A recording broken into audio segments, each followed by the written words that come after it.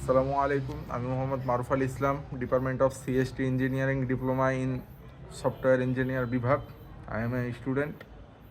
আমি আসলে আপনাদেরকে কিছু কথা বোঝাইতে চাচ্ছিলাম, সেটা হচ্ছে ডিপ্লোমা ইঞ্জিনিয়ার। বাংলাদেশে অনেকগুলো ডিপ্লোমা ইঞ্জিনিয়ারিংয়ের ট্রেড আছে, তার ভিতর CST, mechanical, mechatronics, electrical, electronics, power, RAC, environmental, geography, informatics, agriculture অর্থাৎ কৃষি, ফিশারিজ অর্থাৎ মাছের ডিপ্লোমা। আসলে অনেক ডিপ্লোমা সাবজেক্ট আছে। আসলে আমি এই সাবজেক্টগুলোর গুরুত্ব বুঝাইতে চাচ্ছিলাম। মেন কথা হচ্ছে, আপনারা ইন্টার পাস পড়াবেন ছেলেদেরকে, কিন্তু আসলে ডিপ্লোমা ইঞ্জিনিয়ার বানান না। আসলে আর্টস থেকেও যে ইঞ্জিনিয়ার হওয়া যায় এসএসসি ব্যাচে, সেটা আপনারা জানেন না। আসলে আপনারা সবাই শুধু আমাদের ছেলেপেলেদের পড়ালেখার চাপ দেন।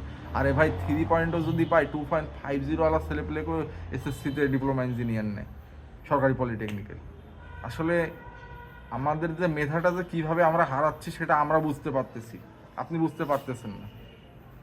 আপনার ছেলেকে যখন আমি বলবো ভাই ডিপ্লোমা ইঞ্জিনিয়ার, ভাই 4 বছরে কী শিখবি, 4 বছরে কী করবি, এটা হচ্ছে আপনাদের প্রশ্ন। আসলে ভাই 4 বছরে 8টা সেমিস্টার হয়। 8টা সেমিস্টারে 6 মাসের ক্লাসে 3 মাসে তার কোর্স থাকে। এই কোর্সের সে 12,000 টাকা পায়।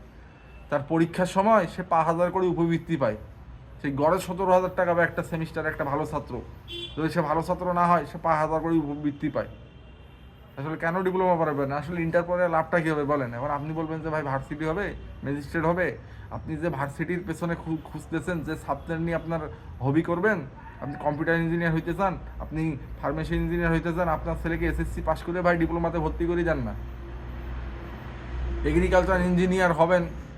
এখন আমার অনেকেই বলে যে ভাই ছেলেপেলেদের এগ্রিকালচার ইঞ্জিনিয়ার বানিয়ে কী করবো, ফিশারিজ ইঞ্জিনিয়ার বানিয়ে কী করবো, চাষ করবো। আরে ভাই, তোর যে প্রতিটা দিন জিনিস বাড়ি চলতে যে এগ্রিকালচার ছাড়া চলিস না, সে জিনিস তোর মাথা থাকে না? তুই বাংলাদেশ নিয়ে কেন চিন্তা করবি?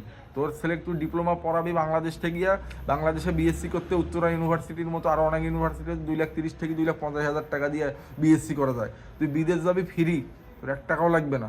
অনেক দেশ আছে ডিপ্লোমার পরে বিএসসি করা যায়। ডিপ্লোমা পাস করে যদি 10ম গ্রেডের চাকরি পাওয়া যায়, প্রায় 26-27-30,000 টাকা বেতন। সেটা তো কেউ কয় না।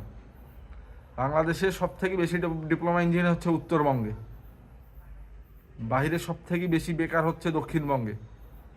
উত্তরবঙ্গে কতগুলো পলিটেকনিক্যাল আছে আপনি সেটা জানেন?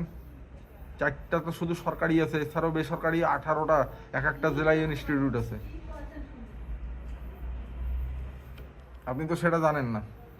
আপনি শুধু দোষ দিবেন যে ভাই ডিপ্লোমা ইঞ্জিনিয়ার পড়ছে, হাগাও পড়ছাইলা, তা পড়ি লাভ কি? আসলে ডিপ্লোমা ইঞ্জিনিয়ার পড়ে অনেক লাভ আছে। আপনার একটা ছেলেকে যে কোনো একটা ডিপার্টমেন্টে যদি ইঞ্জিনিয়ার বানান, সেটা লাভ হচ্ছে আপনার, আমাদের না, সমাজের লাভ।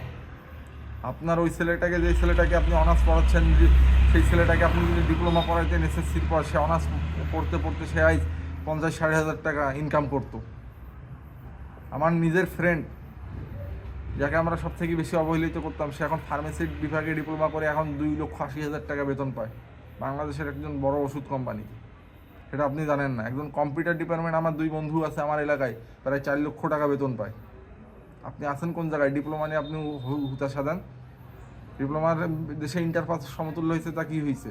আপনারা তো বলবেন যে ভাই ডিপ্লোমা তো ইন্টার পাস। আসলে ডিপ্লোমা হয়ে যে একজন দক্ষ ইঞ্জিনিয়ার হওয়া যায়, সেটা আপনাকে এখনও কেউ বলে নাই।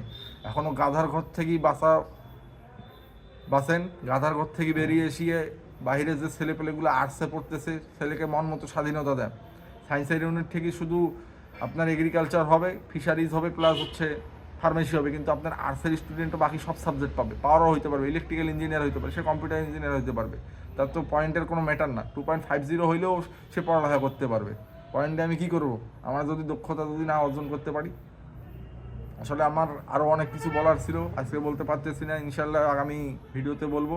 এ বলে আমি আমার বক্তব্য শেষ করি। কোনো কিছু জানার থাকলে অবশ্যই লাইক দিবেন, কমেন্ট করবেন, কমেন্টে বলবেন যে ভাই আপনাদের যত প্রশ্ন আছে আমি প্রশ্নের উত্তর দেওয়ার জন্য আসলে আসি। সমস্যা না, লাইক দিবেন, ভিডিও দিবেন, শেয়ার করবেন। এ বলে আমি আমার বক্তব্য শেষ করছি। আসসালামু আলাইকুম।